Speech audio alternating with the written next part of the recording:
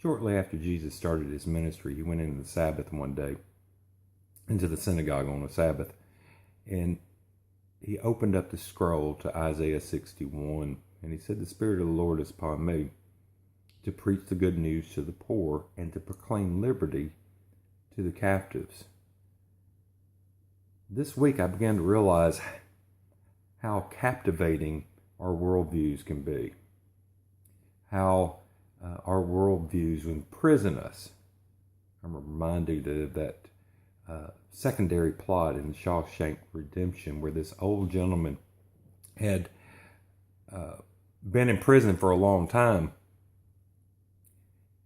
When they finally released him, he got a job and got an apartment, and he began to settle into life, or try to settle into life, and he just could never find comfort and freedom. So he commits a crime in order to go back to prison.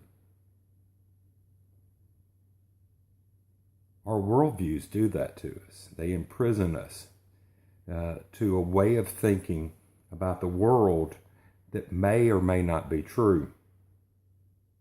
And they do hold us prisoner. Last Monday night, watching the national championship game, and after the game was over, Dabo Swinney said, "Only God could do this." Now that, to me, now seems absolutely absurd. What he's in essence saying that God was there with him and the Crimson Tigers and helped them win the game, all at the same time that there were children across the world that were murdered that same night, or raped, or dying of cancer, or starving, or any number of other horrible things happening to children that very moment. And so are you telling me that God was with Clemson and Dabo Swinney, but he wasn't with those children?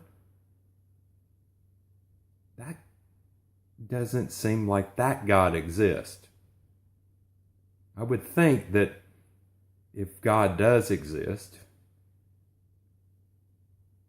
he, she, or it would be connected with both the suffering and the triumphant. And that if he didn't step in, or she or it didn't step into saving that child, he didn't step in a victory. It just doesn't make sense to me. That seems insane to believe in a God that would sit idly by and watch children being raped. That seems insane to me. But things are going extremely well in my life right now. My good marriage is becoming a great marriage. Our financial situation has just gotten a drastic improvement. My child is doing well in school, and he's beginning to talk, and he's beginning to sing. And we see this light going off in our son's life. I mean, things are really just great. And I find myself throughout the day saying, "Thank you, God, for all you're doing. Thank you, Jesus, for all you've done." I think that is insane thinking, but I do it. Our worldviews hold us in prison,